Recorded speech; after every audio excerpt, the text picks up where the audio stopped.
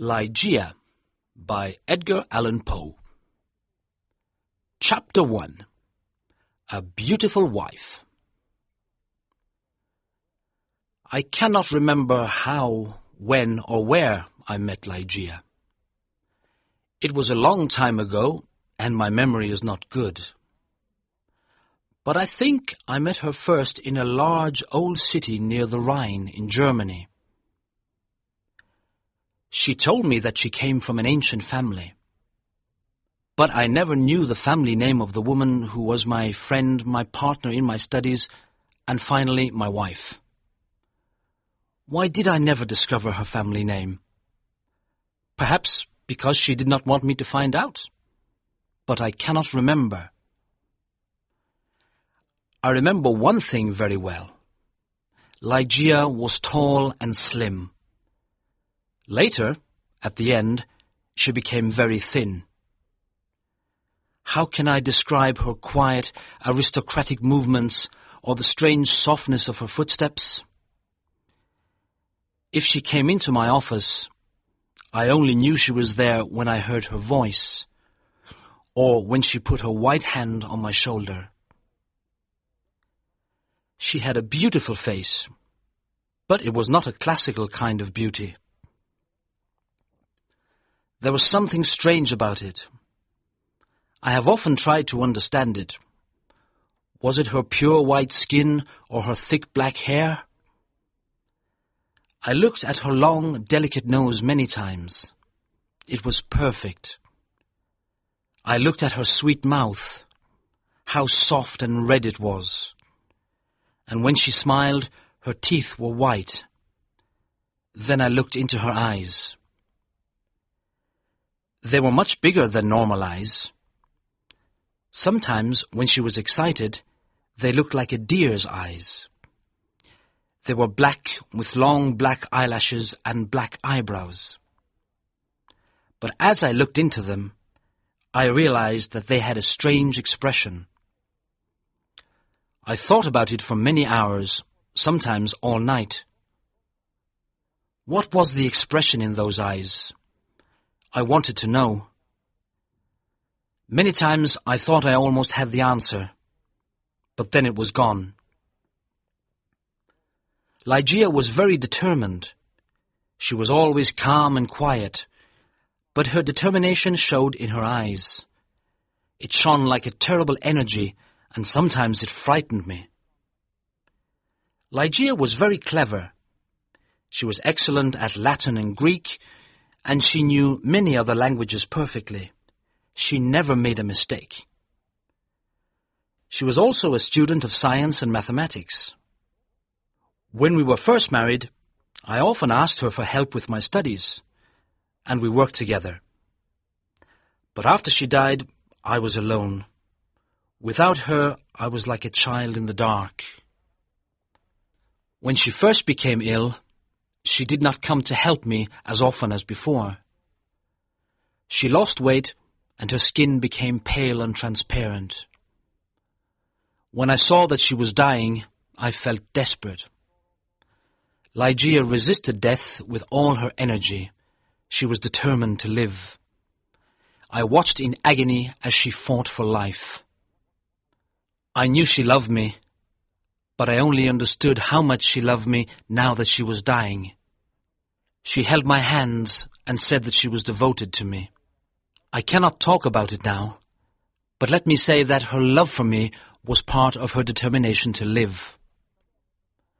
On the night she died, she suddenly got out of bed and cried, "Oh God, must I die? Must I lose my fight with death? No, I can't die like this."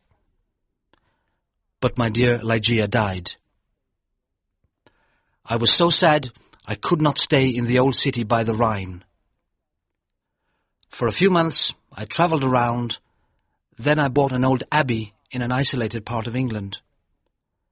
This dark, sad place expressed my feelings of loneliness, but I decorated it with beautifully coloured curtains, carpets and ornaments. I said to myself, perhaps the bright colours will make me feel happier. Unfortunately, they did not. I began to drink too much. But I do not want to speak about that time of my life. I will only say that one day I married Lady Rowena Trevanion of Tremaine. My new wife had blonde hair and blue eyes. She was very different from my first wife. But how could I ever forget Ligeia? Chapter 2. A Fight with Death. I took Lady Rowena back to a room high up in the tower of the abbey, where we lived for the first month of our marriage. The room was very large, with an enormous window made of glass from Venice. The ceiling was high, like a church, and in the centre there was a big gold chandelier. There were sofas from the east and an Indian bed. On the walls were long tapestries, like carpets, with designs made of gold. The tapestries moved every time the wind blew. My wife was afraid of me because I was often sad and depressed. She did not love me much and stayed away from me, but I preferred this. I always thought about Ligeia, my beautiful Ligeia, dead in the tomb. Sometimes in my dreams I called to her in the night. I imagined that perhaps my love for her could bring her back to me. At the beginning of the second month, Lady Rowena became ill. She did not sleep very well, and told me she could hear sounds and movements in the tower. "You have a fever," I said. "You're imagining things." She got better, but then she went back to bed with a second illness, worse than the first. The doctors could not understand it. Again, Rowena began to hear little sounds and movements in the bedroom, and they frightened her. One night, at the end of September, she woke up suddenly. I was sitting on a sofa by her bed. She whispered to me that she could hear sounds and see movements, and there was a frightened expression on her thin face. But I saw and heard nothing. "It's the wind," I explained. "You can see the tapestries moving in the wind." But her face was white with fear, and she nearly fainted. I remembered that there was some wine on the table on the other side of the room. As I walked under the light of the chandelier, a strange thing happened. I felt something invisible pass me, and on the carpet I saw a shadow, almost the shadow of a shadow. I decided to say nothing to Rowena. I poured out a glass of wine and gave it to her. Then I sat on the sofa and watched her.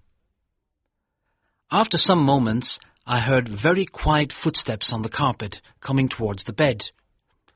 A second later, as Rowena was about to drink the wine, I saw, or perhaps I dreamed that I saw, 3 or 4 large drops of a bright red liquid fall into the glass. Rowena did not see it. She drank the wine, and I said nothing because I thought it was only my imagination. After this, Rowena's health got much worse, and on the third night she died. Her servants prepared her for the tomb, then covered her with a sheet. The next night I sat alone with her body in the bedroom. Strange forms and shadows moved around me. I looked nervously into the dark corners at the moving tapestries, and I felt frightened. Then I looked at the carpet under the chandelier. There was no shadow there, and I felt better. When I looked at Rowena on the bed, sad memories of Ligeia, the only woman I ever loved, came back to me. It was perhaps around midnight when I heard a sound. It was quiet but clear, and it woke me from my dreams. I thought it came from the bed. I listened in terror, but I did not hear it again. I looked carefully at Rowena for any sign of life. She was not moving, but I continued to look at her. Minutes passed. Then I noticed a little colour in Rowena's face. My heart stopped in horror. I could not move. When I understood that Rowena was not dead, I tried to revive her.